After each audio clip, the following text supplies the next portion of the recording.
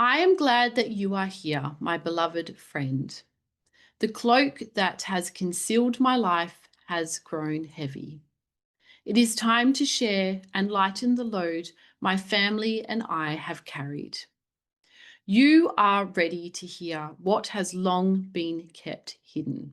And I truly believe that anybody that has found my channel, most probably by chance, because it often works out that way, I believe if you are drawn to listen to this or read the book, then you are definitely ready to hear what is going to be shared.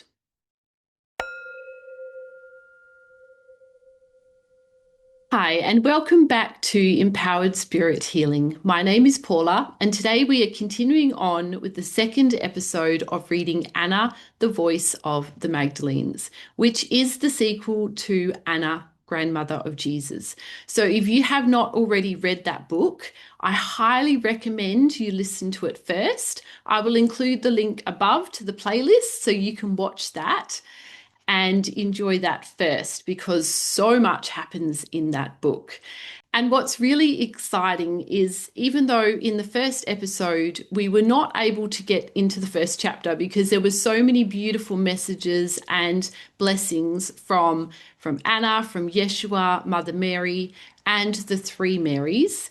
So we're going to be learning more about the three Marys as we continue in. And also, it was just beautiful to receive those messages and a very gorgeous meditation by Yeshua. So that was just lovely. But what is really amazing about both the Anna, the Grandmother of Jesus book and this sequel book is that there are activations happening in this material. So as you're reading this material or listening to this material, listening to me reading it to you, you are going to be activating cell memories. And it is very, very possible, if you are drawn to this book and if you feel a deep soul connection, it is very likely that you could have been a part of the Essene community as well. Whether you were or you weren't, we are all connected to the beautiful energy of Yeshua. And we all have the Christ consciousness within us. The Christ consciousness is a beautiful energy, and it's a way for us to awaken to our true potential. And it has been believed that it came through Jesus Christ.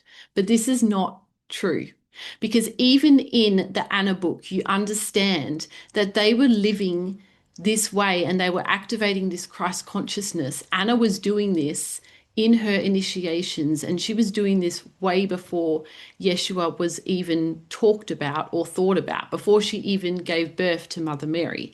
So we need to understand that this Christ consciousness it's so much more ancient than Jesus. But Jesus was the way that he came, I believe personally, that he came down to earth to show us how to do this, how to activate our Christ consciousness. And he was a catalyst in that, but he wasn't the first one. There were ones prior to him.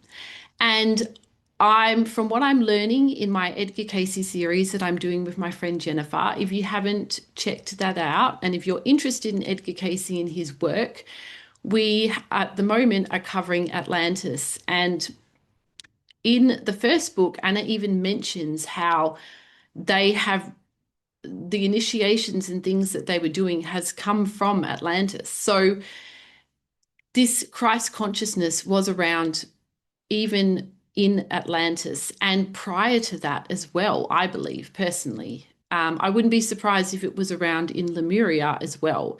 We are yet to deep dive into Lemuria, but I bet there's a wealth of knowledge there as well. So I hope that people realize that we all have this Christ consciousness within us. We can activate this. And by listening to these two books, we are helping to awaken that cellular memory within us and awaken the Christ consciousness. And also, if you're interested, I would be quite happy to create a guided meditation to help activate the Christ consciousness. I think that would be a very valuable thing to offer on my channel. So please let me know if that's something that you would be interested in. All right, so there's just a couple of short pages I would like to read to you before we get into chapter 1. And I'm just so excited to go on this journey with you. I just feel like this is just such powerful knowledge, and we are learning so much, and we are growing so much on a spiritual level. So I really appreciate you dedicating your time and spending it with me and listening to this incredible material. Thank you to Claire Hartsong and to Catherine Ann Clement and CW, who's also mentioned but didn't want their identity to be revealed. So that's fair enough. Respect there. So, okay, introducing the Magdalenes. You are about to meet 19 different Magdalenes who carry the voice of the Christ Magdalene, including Anna. Many of these are family members and friends connected with the Christ drama depicted in Anna, grandmother of Jesus. There are others who are entirely new. They will all provide glimpses into their personal lives as we relate to specific experiences, times, and locations. Many also offer spiritual teachings that transcend time and place. As you become acquainted with these individuals, you may note that they are unique personalities who share from their various perspectives and levels of awareness. With some, you may experience more of the human dimension than you did with the earlier Anna material. Likewise, the energy frequency may be experienced as heavier and more mundane.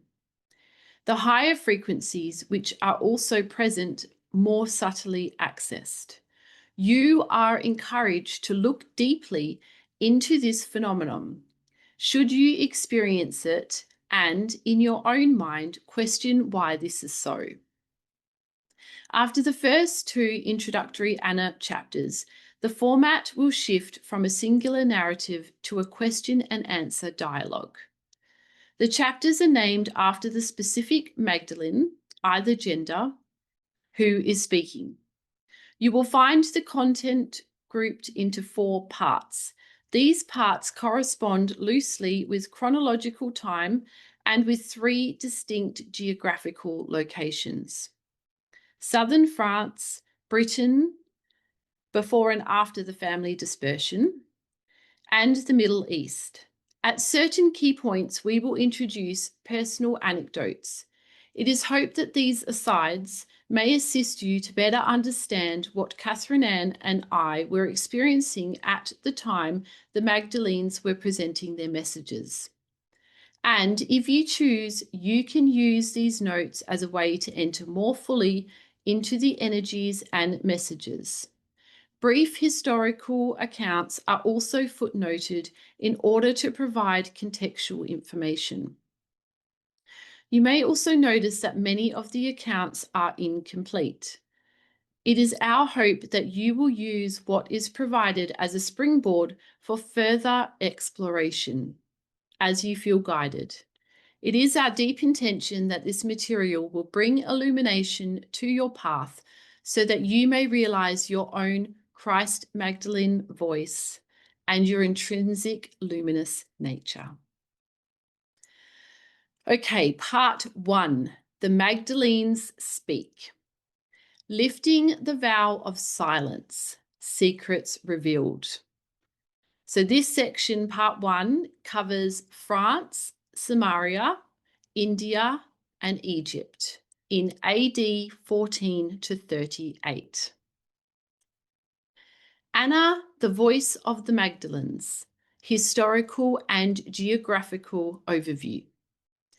Now I shall give you a brief historical and geographical overview so that you may orient yourself and relax into my story's telling. In the fair lands of France and Britain, I walked with my grandson, Yeshua, his mother, Mary Anna, his beloved Magdalenes, and others of the family. These precious souls shall speak of things withheld through time. Their voices can now be heard by those of you who are prepared to awaken and demonstrate the power of the Grail seated deeply within you. For we partook of initiation mysteries in which a higher order of ascension was realized and recorded into the stones of these holy lands and into the genetics of generations that followed. So it is that my words are far more than just the telling of my sojourn's last remaining years. We will take up the thread of my tale's weaving with the telling of my brief stay in France, then called Roman Gaul. My journey across her breadth to a northerly port village and then setting sail to Britain's hoped-for haven. Subsequent years unfolded with short respites of leisurely repurpose, punctuated by times of challenging human drama. With family and friends, I warmed chilled bones with the telling of wisdom stories beside hearth fires. Across the lands of Gaul and Britain, we consecrated our life force within sacred grooves, caves, and standing stone circles, which have stood witness to the divinity in all life from time before time. Sad to say, tranquil peace within our cottages, orchards, and a scene way of life was constantly overshadowed by the haunting presence of Rome, which had earlier made Gaul its colonial state. And in 55 and 54 BC, Julius Caesar's territorial stake had also been driven into the tribal lands of the southeastern Britain. Fortunately, Caesar's armies retreated back to the continent soon after their landing, and Britain's fair lands remained untouched by Roman legions for many years. When I first arrived in Avalon in late AD 38, we were free of their influence for almost 5 years. Yet during that time, there was always a foreboding sense that my virginal haven amid the British Celts would not last forever. My peaceful refuge ceased to be when in AD 43, the Emperor Claudius took Britain as a provincial prize. Soon the island's lowlands and highlands were crisscrossed with well-engineered roads and bridges. Rustic Celtic timbered hill forts were replaced with fortresses. Tribal kings' mud and wattle strongholds gave way to stone villas, and sacred springs fed lavish baths for sophisticated urbane patrons. I witnessed the first 40 of what was to be total over 300 years of Roman occupation. Within a decade of Claudius's coming, the thread of my story continued to twist tortuously through nightmarish terrain.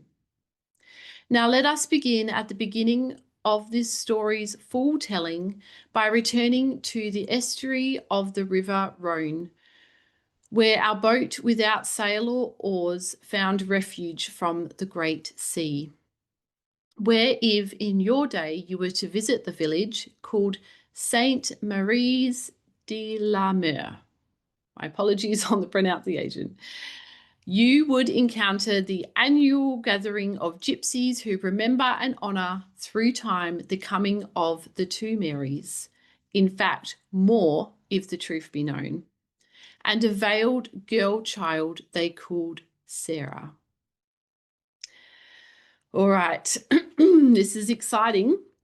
Now we're going to be covering, so if you remember in the last book, I'm not quite sure which episode it was, but it might have been the last episode actually, when they were traveling in the boat, and because the Romans had basically exiled them and they were all stuck on the small boat that had no oars. There was no, because they literally ransacked it and took all of their food supplies, supplies of water, everything. And it had such a small amount.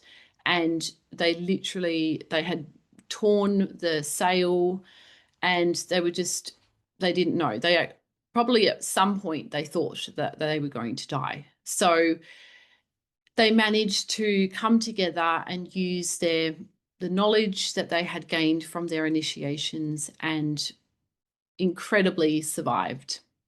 So I believe that is where we are picking up from in chapter 1. Anna, a new life begins.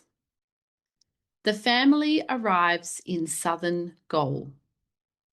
I am glad that you are here, my beloved friend. The cloak that has concealed my life has grown heavy. It is time to share and lighten the load my family and I have carried. You are ready to hear what has long been kept hidden. And I truly believe that. Anybody that has found my channel, most probably by chance, because it often works out that way, I believe if you are drawn to listen to this or read the book, then you are definitely ready to hear what is going to be shared. Yea, indeed, there is a deep soreness etched into our bones from the oaths of secrecy we have taken to protect what we know from those who would be harmed or bring harm to others. What has come to be called Christianity, and indeed we ourselves, have purposely obscured our footsteps and our simple path. During my time, our Essene and Gnostic ways were held suspect by those in power in Rome. Among the splintered factions that never knew Yeshua personally, a powerful mythos and religious doctrine began to be formed, which was based on his little understood life and the true basis of his teachings. Secreted truths that couldn't be entirely suppressed became increasingly threatened to the growing Church of Rome. Its patriarchal hierarchy merged church and state in order to gain an empire of great wealth and influence. As more years passed, we who safeguarded these secrets were branded heretics, and in the name of God, the fruit of our family tree was burned at the stake. Sadly, like all spiritual lineages that come to be the unifying light within the dance of duality, ours is a lineage of light bearers familiar with threats of torture and loss of life. And, so many of us have certain little things that we're afraid of, certain fears and certain traumas. And it could be because many of us were very highly advanced spiritual beings in past lives and were either witches or initiates and have been slaughtered in past lives. And so there is just so much that we've all suppressed without even realizing.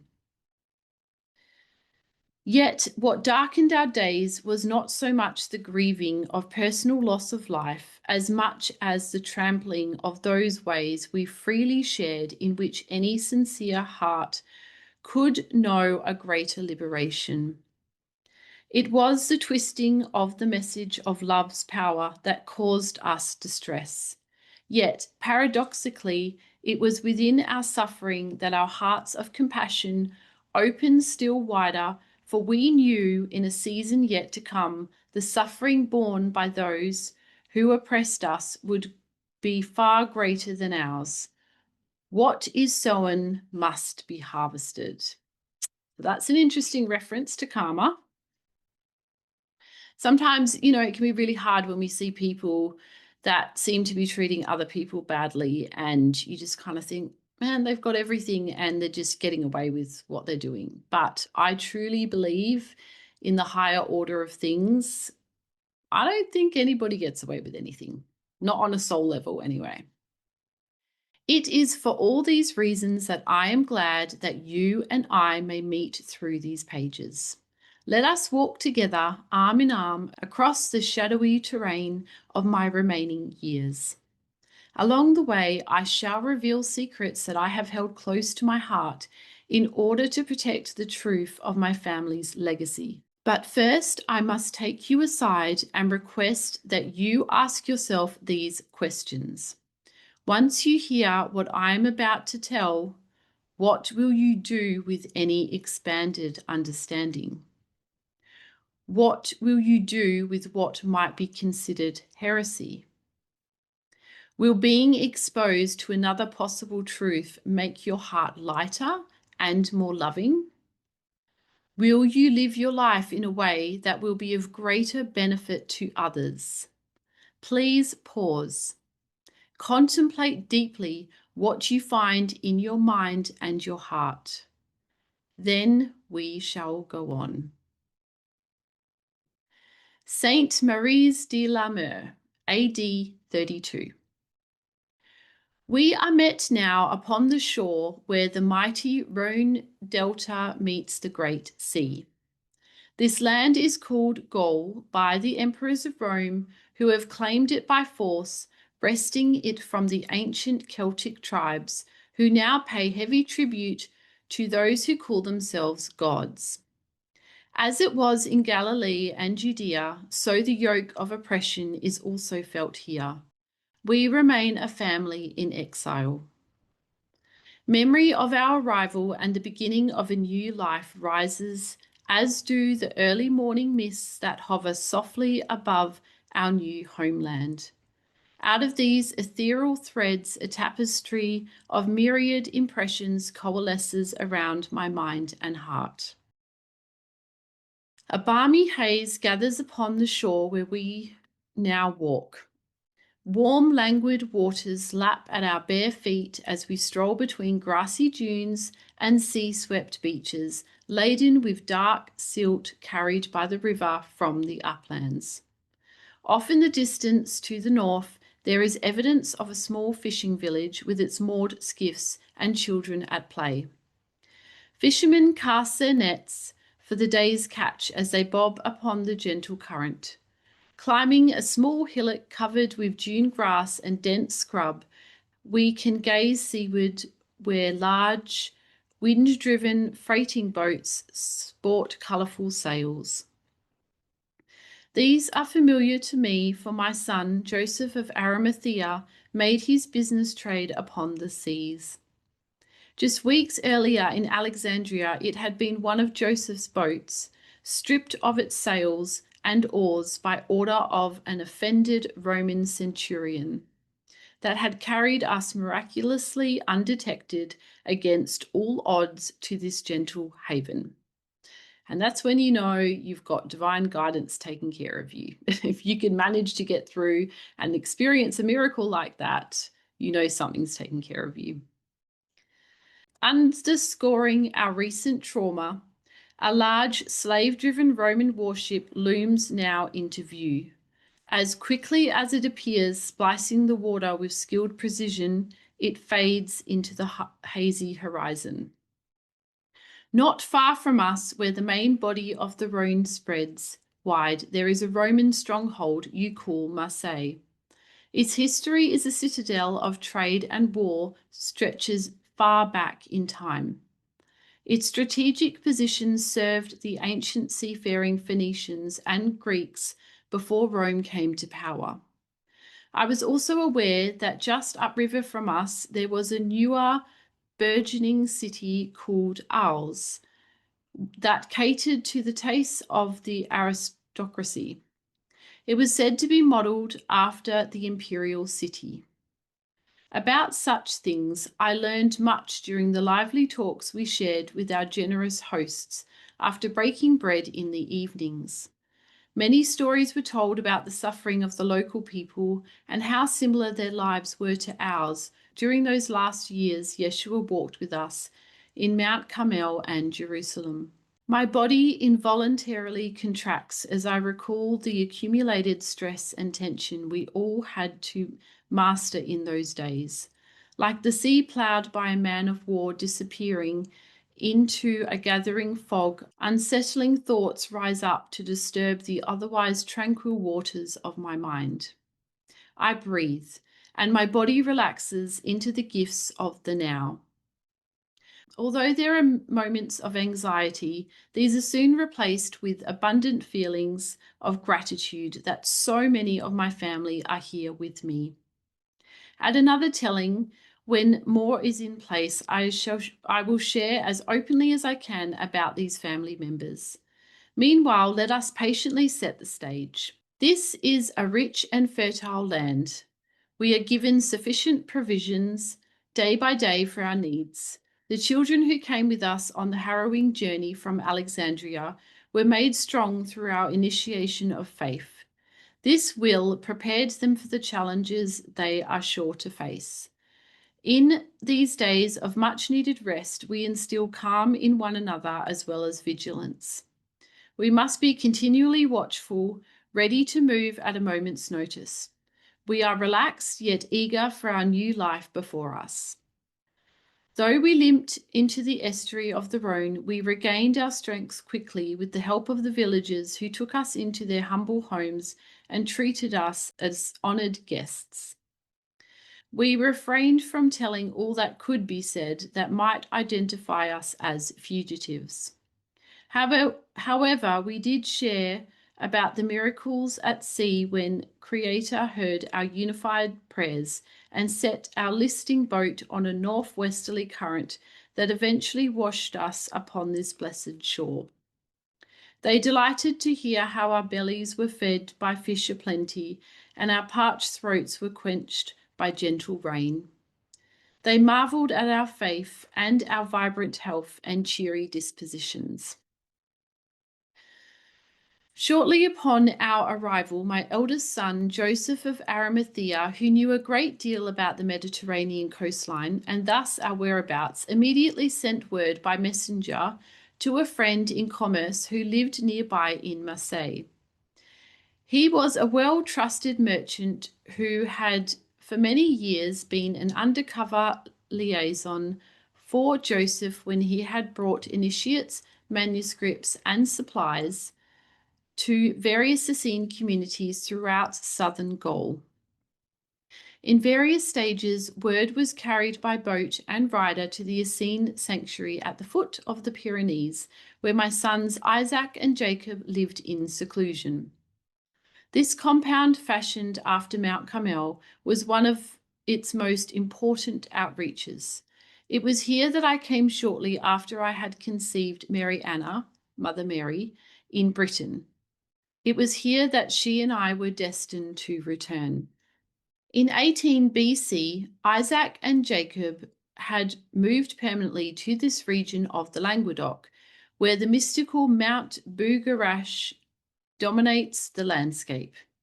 With dedicated industry and devotion, they contributed much to expanding this Essene monastic outpost.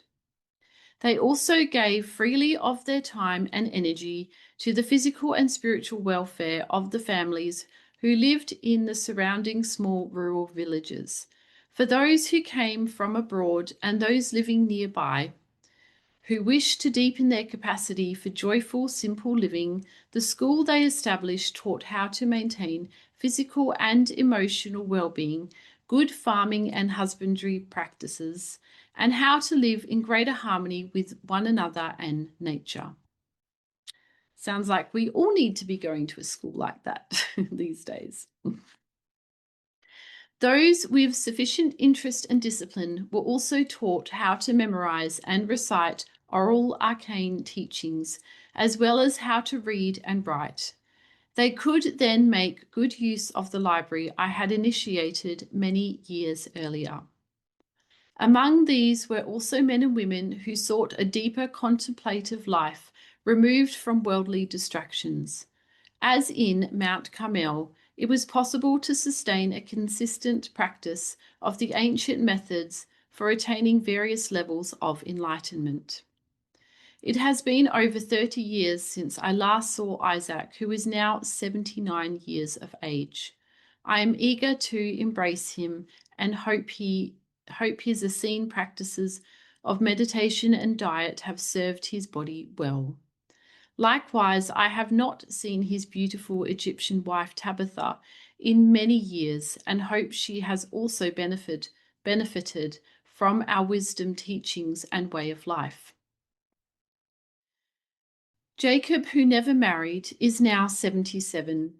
Fortunately, I had the opportunity to have Jacob close to me for a year in Mount Carmel after he fulfilled his duties as Yeshua, James, and Joseph, the younger's chaperone to and from India.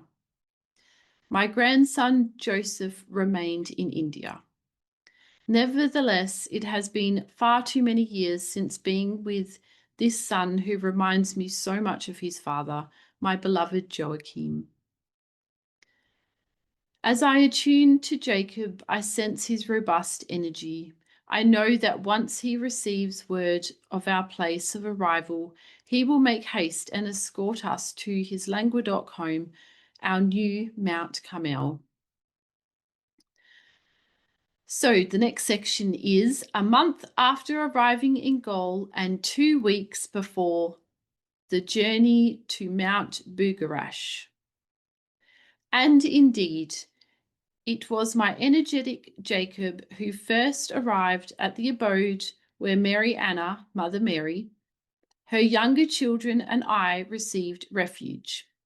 Mary Anna's youngest boy child, Matthias, who had just turned 8, saw his uncle in a dream the previous night and knew he was close. This precious child had a sense of this man called Jacob, for he was always one of the children closest to my knee when I told stories about the adventures of his stepbrothers Yeshua, James, and Joseph the Younger in India. He remembered that it was his uncle Jacob who took these older brothers to the Orient, where they learned many great things from many great teachers. Matthias knew this mysterious uncle lived in the mountains to the west, where he would soon travel, and that it would be his uncle who would help us find a safe haven. Keeping his dream to himself, Matthias was the first to see Jacob's approach from his favorite lookout.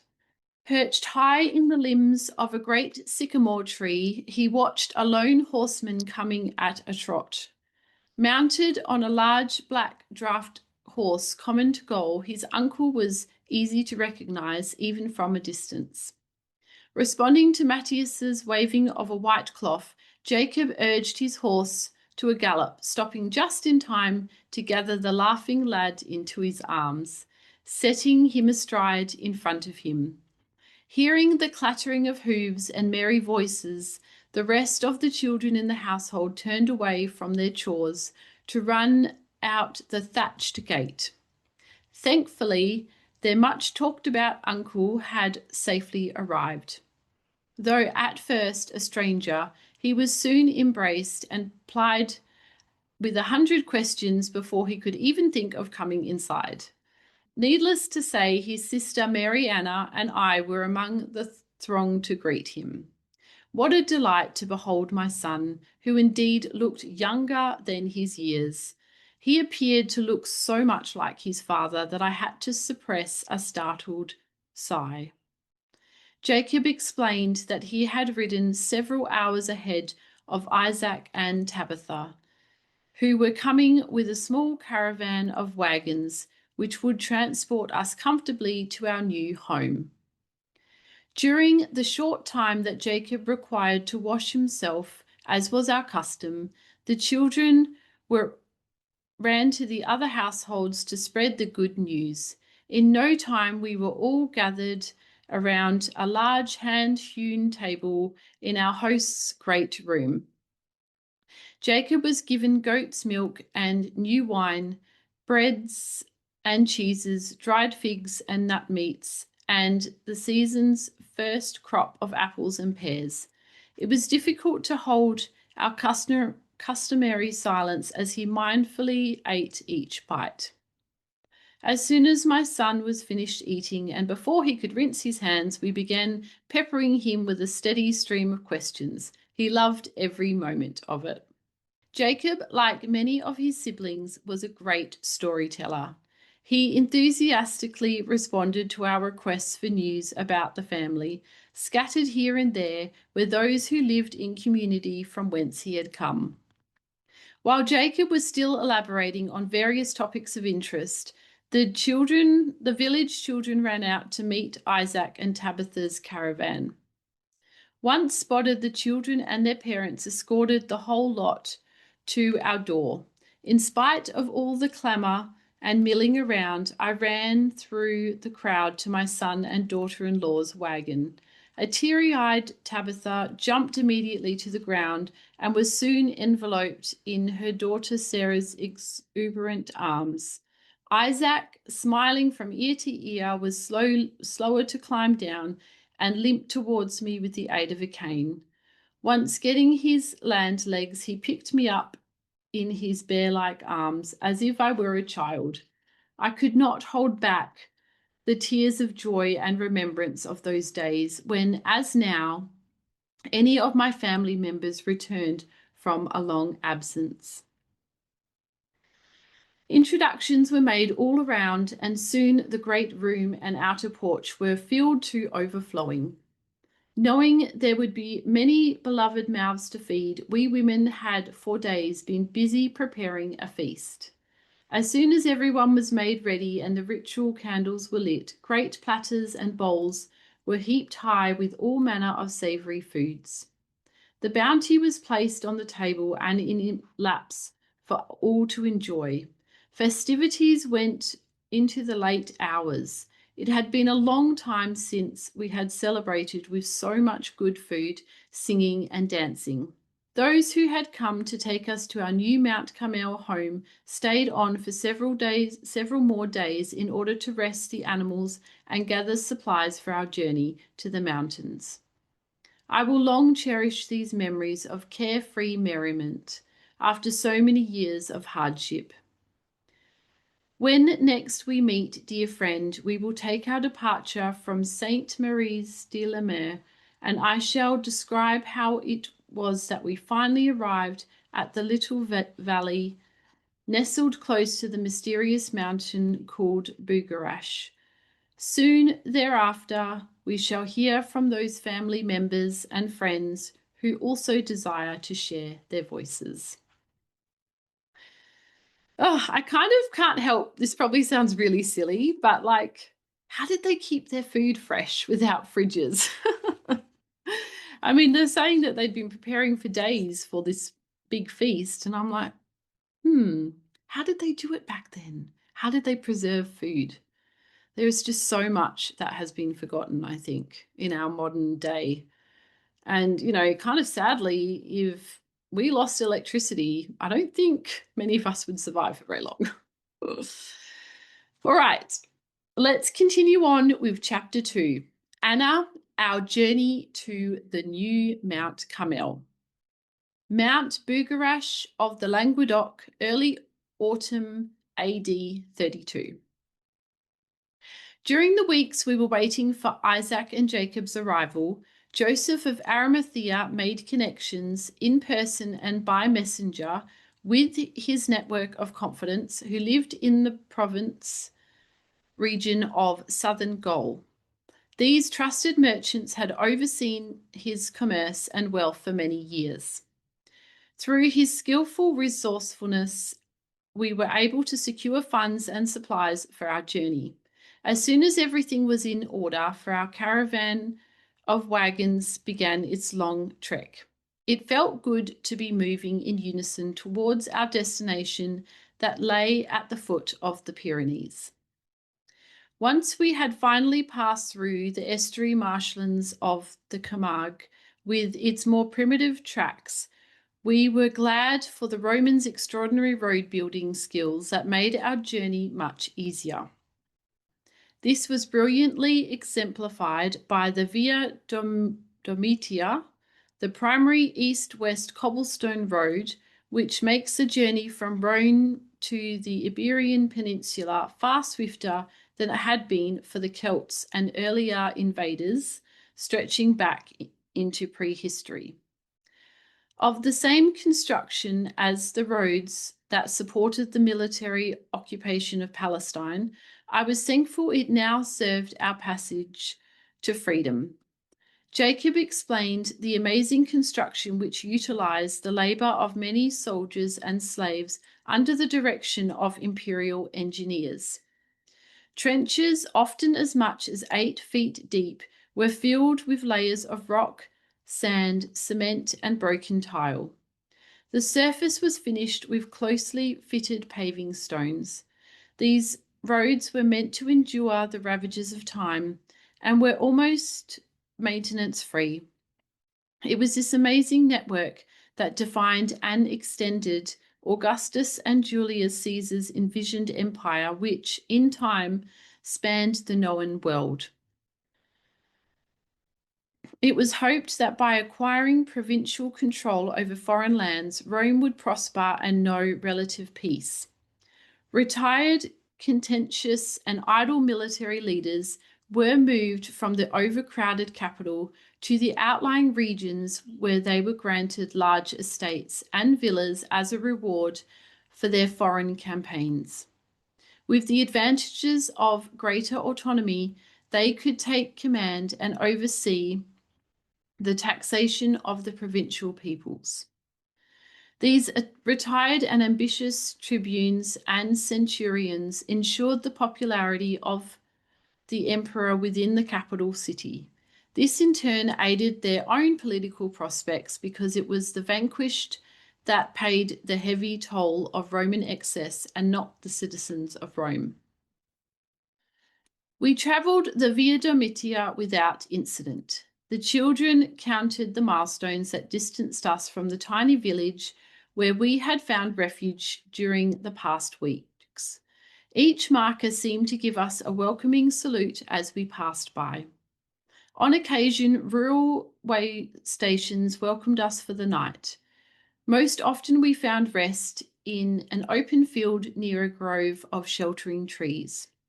Passing through the open markets of village forums gave us the opportunity to purchase fresh produce, which we later ate for a roadside respite or evening meal.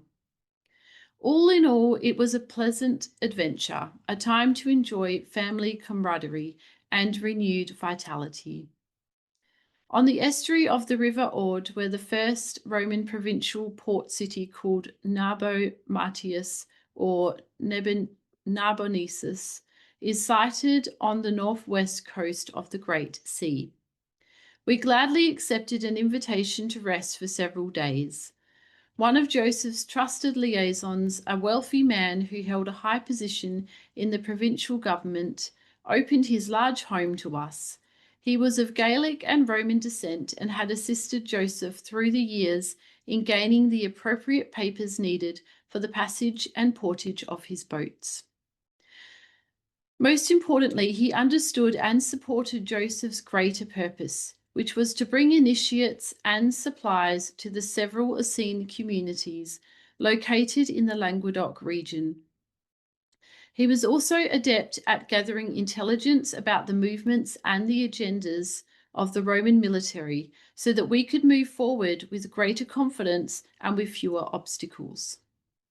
In order to be better informed about our coming day's travel, several women and all the men in our party met privily with our generous host to discuss the state of affairs in Gaul and Britain. I excused myself and chose a time for quiet contemplation, knowing that I would be given the necessary details later. The second leg of our journey meant leaving the Via Domitia and embarking on the Via Aquitania that bridges the Great Sea and Atlantic Ocean. With each mile we travelled, I felt an uplifting energy expanding my heart. I had not realized how the past year's stresses had burdened my body and soul. As we followed the beautiful River Ord, which was home to all manner of fish, waterfowl, and flora, I found my breath deepening. Buried tension dissolved into the laughing waters flowing by. My mind became as crystal clear as the blue sky after the morning haze burns away. Each mile took us deeper into the interior of the Roman province of Gallia Narbonensis, which you now call the Languedoc. We joyfully passed through hillside vales that had been cultivated to grow vegetables, grapes, fruit trees, and grains. I could see that this was a plentiful year and that the crops were nearing their final harvest. Labourers, men, women, and children could be seen gathering and winnowing the fruits of the fields. I greeted their steady gazes with a smile, and often smiles were returned, especially from the children who stopped to curiously watch us as we passed by. In the distance, the snow-capped peaks of the Pyrenees could be seen. With the counting of each additional milestone, these majestic mountains grew in size. I knew our new Mount Carmel sanctuary lay at their forested feet. I could feel an increasing sense of homecoming as I sent an aspect of my energy body ahead to await my physical arrival in a few more days. My soul soared, and I rediscovered childlike wonderment and awe with every breath. All my senses were heightened, nostalgic memories of my beloved Mount Carmel and similar Galilean pastoral scenes spread like a transparent overlay. Then, as if reading my mind, Mary Anna, who sat beside me in the wagon, gently took my hand and held it to her heart. We both sighed deeply. Each of us allowed ourselves to linger with cherished memories, while also retaining mindfulness of all that was arising in each present moment. Instantly, visions arose into my awareness of those blessed weeks before Mary Anna was fully conceived in Ephesus. Preliminary conception initiations had occurred in Britain and also within a cave near the now not far distant Mount Bugarach. Well over 50 years had passed since my beloved Joachim had been here with me. Also, our sons Andrew, Josephus, and Noah had come with us on that important journey. Though once we arrived in Britain, they chose to remain on the Isles of Avalon. They saw that their soul's work could be accomplished better there with the Druids, and they were eager to assist in the development of an Essene Druid community and mystery school. Wow, that would be really, really cool to mix both of those learnings and teachings together. That would be really cool. Remembering the remarkable bliss I had known with my beloved as we drew down the immaculate light, I was suddenly overtaken with pangs of emotion surging through my breast. Flashes of longing for Joachim's physical touch and his soothing voice collided with a growing, joyful anticipation of what was coming. I realized I was now much closer to revisiting Britain's verdant lands and feeling my beloved son's embraces. Stepping more fully into these holographic visions, I returned to the 12 initiatory experiences in which I was prepared for Mary Anna's light conception. 7 long years had been dedicated to developing my capacity to support the Divine Mother's cosmic frequencies on every level. As her presence was stepped down into form, for she would express as a living incarnate. If I were to avoid a miscarriage, this deep inner work was required. With these remembrances, a greater awareness began to dawn, which was held within the unfolding present. I knew with increasing conviction there was more important work for us to do on the earth plane. There were more for those of us who wore the mantle of the Magdalene to bring forth for the benefit of humanity.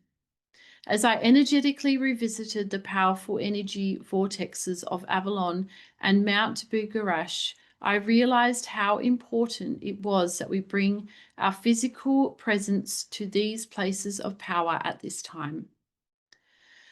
All of a sudden, the wagon wheels fell in and out of an unusually deep rut. I was jolted more fully back into the present time. Breathing with greater conscious awareness, my body-mind realigned, and I could feel Mary Anna's great loving warmth and gentle strength supporting me. Smiling, we nodded a consenting yes as we allowed our consciousness to expand and lift upwards through our crowns. Our energy bodies flew together over the landscape as if we were eagles whose overview oriented us to this land and her people. We were happy to find a resonance and deep nurturing to our souls as we attuned to all we surveyed. We knew that somehow the work that lay ahead would be supported in every way. Regardless of the inconvenience that at times slowed our progress, I felt an expanding buoyancy and lightness of heart. Nothing dampened my growing passion for this fertile land and our lives' new beginning. Even as we approached the bustling, fortified town of Carcassonne, now called Carcassonne, my spirits remained high. That is, until we began to see a cloud of dust rising on the horizon and heard a gathering dull rumble. We realized that we were seeing the bristling advance of a large Roman legion marching towards us. Knowing we would be ordered to pull off the roadway, we carefully found a safe place to withdraw where an intersecting path crossed the Via Aquitania. If we had ever entertained the thought that this road had been built for our convenience, there was now no mistake the original purpose for such mighty highways. The adage, "all roads lead to Rome," took on expanded meaning. Our friend in Narbo had said that a legion was about to muster in Carcassonne, but he thought it would not leave for another day or two. Although surprised, we chose to embrace this oncoming tidal wave of military might rather than resist it. I watched the children's various reactions to the relentless passing of legionary cohorts, infantry, cavalry, and baggage carriers led by an imperious general and a number of tribunes. Although they had seen small companies of soldiers before on the Via Domitia, this display of brute force aroused the all too recent memory of the centurion in Alexandria, who had sentenced us to die aboard our floating mystery school. There were also the lingering memories of the soldiers' earlier hostility towards us and many others in Galilee and Judea before and after Yeshua's crucifixion. It was a sharp reminder that although we were free to travel, Joseph of Arimathea had made sure that we had the necessary papers.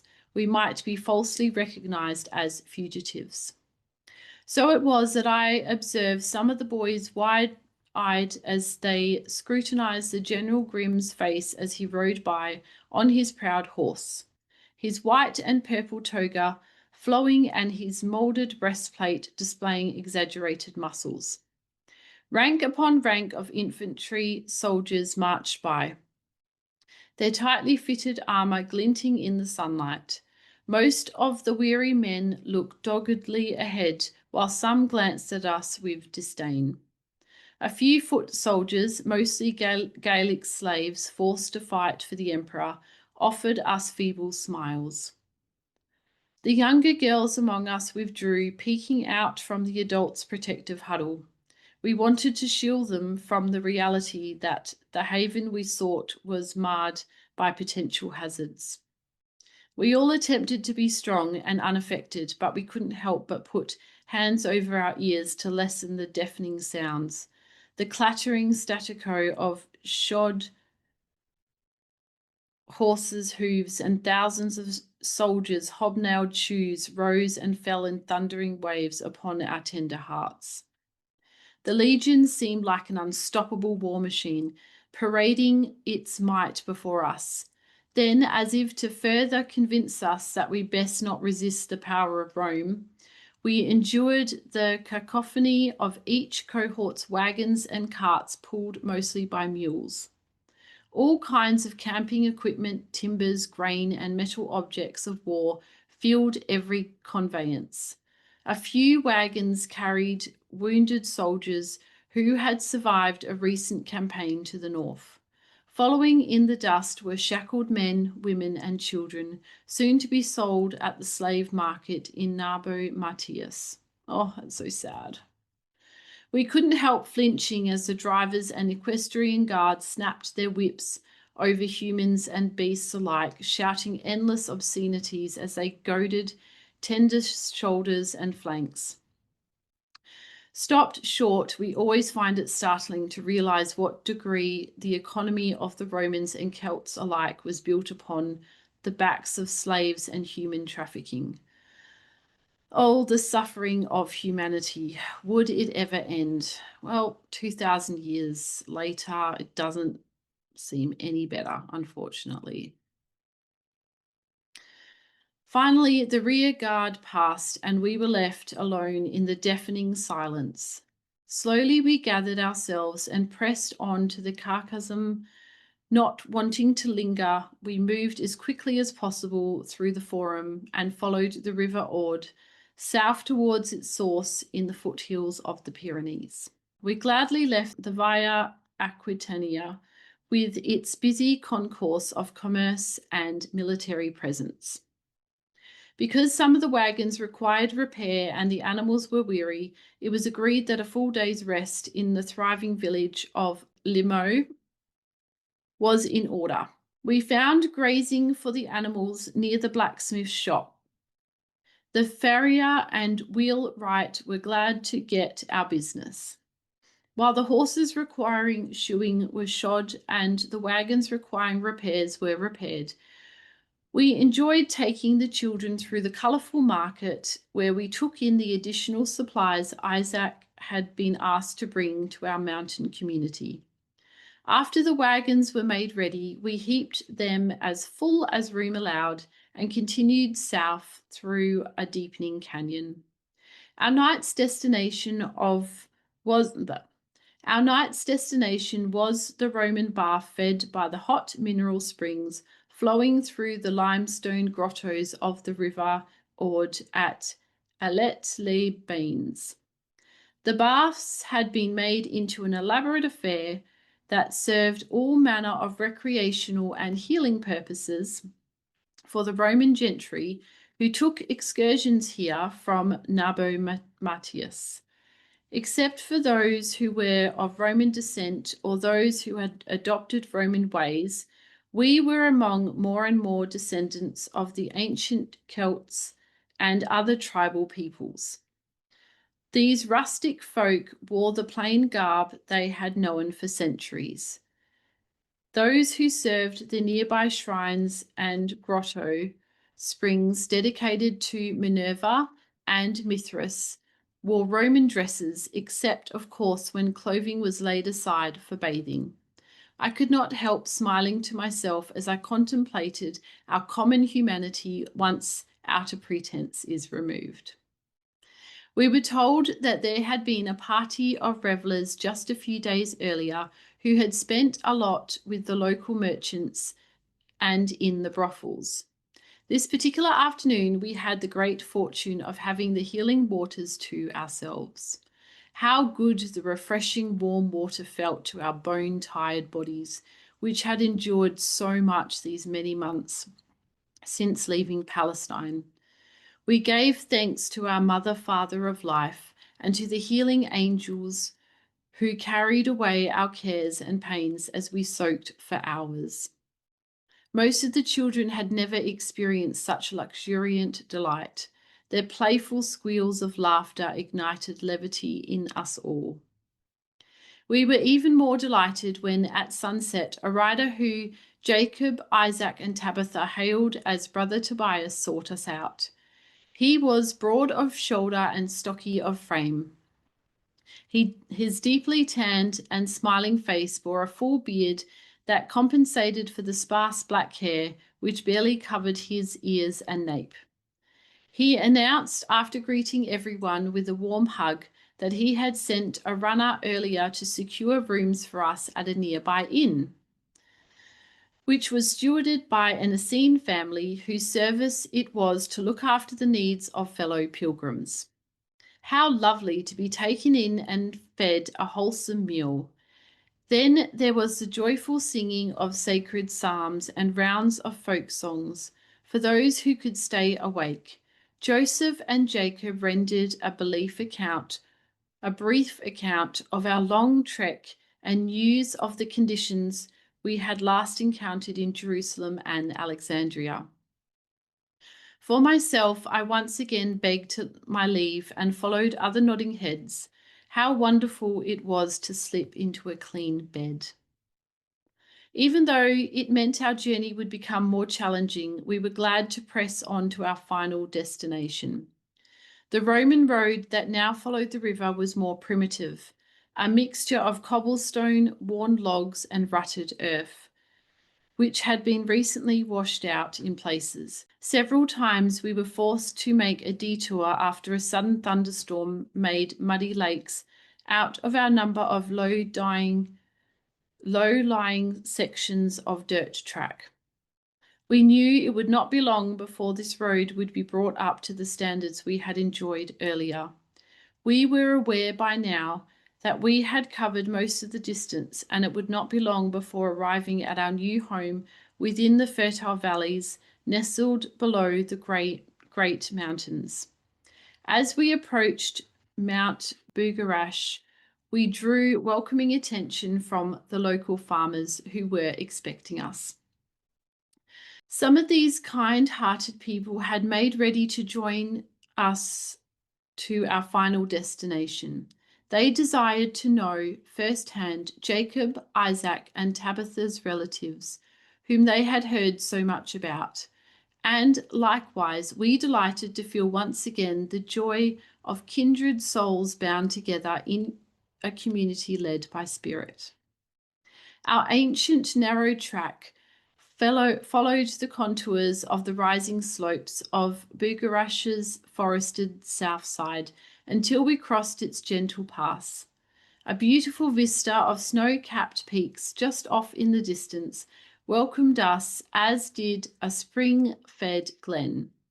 Perched on an outcropping of weathered stone where the gated walls of our new Mount Carmel sanctuary. Perched on an outcropping of weathered stone were the gated walls of our new Mount Carmel sanctuary. Those who call it home ran out to meet us. Our tired bodies were assisted to dismount and make ready for a welcoming feast. Blessed were we all to gather in a circle, arm in arm, as the sun's late afternoon rays shone golden on the mountain snow. Purple shadows streaked across the beautiful sunlit meadows and pasture lands. Sheep and goats bleated a chorus of welcome. Though our bodies were thoroughly worn out, our souls soared with grateful hosannas. We had arrived at our haven of peace at last. Whew, what a journey for them to go through. And I can just imagine the relief they must feel to now be able to just settle somewhere and just finally, just be at home. So in the next episode 3, we are going to read chapter 3, which is Anna, the new Mount Carmel. Anna reveals the two Marys and Yeshua's children. So that will be an exciting chapter to continue on with.